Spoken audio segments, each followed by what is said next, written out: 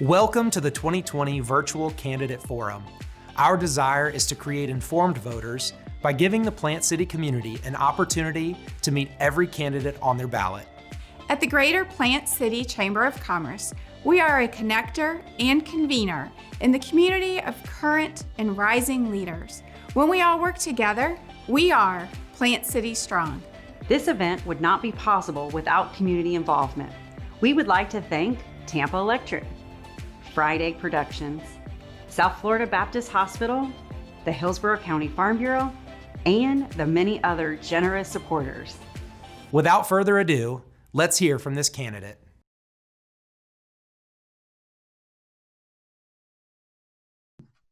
Hello, my name is Christine Miller, and I have the wonderful pleasure of being the President and CEO of the Greater Plant City Chamber of Commerce. Our Government Affairs Committee has prepared a few questions for every candidate on the ballot running for a position that will represent residents of the Greater Plant City community. Today, I am here with Andrew Learned, who is running for State Representative, House District 59. Andrew, will you please give us a quick introduction of yourself so our viewers can get to know you? Sure. So first of all, thank you for having me. Longtime patron of Parksdale myself. I'm Andrew Learned. I'm running for House District 59, like you said, which is the greater Brandon area. So Brandon and a lot of the surrounding communities. And I think that's where we have overlap. I'm a Navy veteran, been in the Navy now for 11 years. I did 4 years active duty, mostly leading teams doing Somali piracy. I was a boarding officer on ships back in the day. That's what kind of pigeonholed me into the Special Forces community. And now as a reservist, I'm a lieutenant commander at SOC CENT, which is Special Operations Command Central at MacDill Air Force Base. I'm also a business owner. I own the Valrico Grade Power Learning Center, member of our chambers. Sorry, not so much in Plant City. No heart. But I think as we've navigated this whole thing, a big part of this race and what we're trying to do here is how we navigate out of this COVID response. And I'm sure we're going to be chatting more about that. Excellent, excellent. So why are you running for office? First question. I've told everybody who's ever asked me that there's always multiple reasons to that question, right? Like my generation is being saddled with an enormous debt that we cannot reasonably repay. I think we're up to $4 trillion just in COVID debt recently. Climate change is going to be a defining issue of my generation's future. I think that's a huge problem. And then as a business owner, I just see it every day. We're making more and more money off fewer and fewer clients, which is really just telling me that, working families in our communities are feeling the pinch more and more every year. What got me off the couch to run this time, candidly, was I was the Navy's lead planner for the war in Yemen. When Trump ordered a raid, they got one of my guys killed.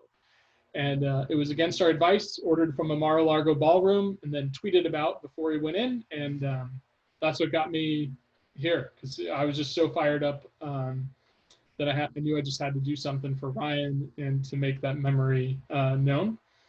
And I think in the last couple months, just redoubling efforts in this COVID response, just the way our state has just botched the handling of this from day one, let what was, a cluster of cases in a Seattle nursing home spread all over the country because we weren't testing, we weren't prepared. And then what we're doing with the school reopenings and everything else, I can't fathom a world of anything that matters more right now than new leadership in Tallahassee. Thank you. During your time in office, what do you plan to do for the Plant City community? Strawberry shortcake, what are you talking about? No, the same answer I would say as far as the COVID response. I think all of our businesses right now are really threatened with how we reopen safely. The governor, we've all seen, can shut things down, but he cannot reopen them. That's confidence. That's businesses. That's our customers wanting to come back. So priority one is how do we see ourselves through this crisis so that people go out and start buying things again in our neighborhood shops, and we stop giving all of our money to Jeff Bezos and Amazon. So due to the decrease in tourism and spending this year, how will you address the budget shortages? Well, first of all, we should have a meeting. And what I mean by that, and partisan hat back on, the Republican legislature, by name, every single one of them has refused to meet since COVID became a problem. The governor had to veto more than $1 billion in the most undemocratic way possible because our state legislature is frankly asleep at the job. So I don't think we get to have that conversation until we have some people who are at least willing to go lead and do the jobs that we pay them to do. So how do we get ourselves through the budget crisis? First of all, we have to be in the room so that one person isn't line iteming the entire budget of the state of Florida. Are there any specific cuts or where you might prioritize? I think meeting.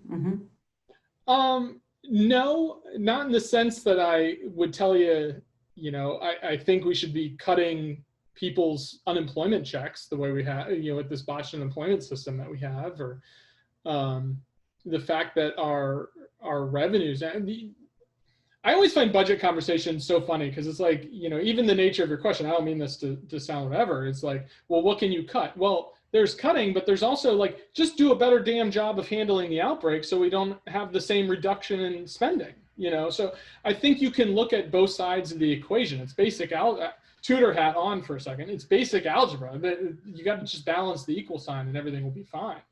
You got to be responsible. We got to be really tight with our pockets right now. We all are. Business owners are. I'm not spending like I used to because I'm nervous and I have no faith that our government is going to do the right thing.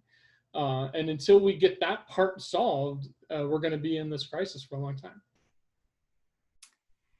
If elected, what will be your priority for your first term in office? I don't know how to answer it any differently. I know you're working on your script, so I totally understand. I mean, I would say, and I'll use this just to say something slightly different here. The number one job of any legislator is to bring jobs and resources back to the district. And that's what I want to do. I want to work with our community and our business owners. There's some really cool projects going on here in Brandon, in Plant City, the greater Bay Area overall. And we need as many seats at the table as a delegation from both sides of the aisle fighting together to make sure we can be a region that leads us out of this. Excellent, excellent. So that's it for the actual scripted questions. Is there anything else you would like our viewers to know before we go?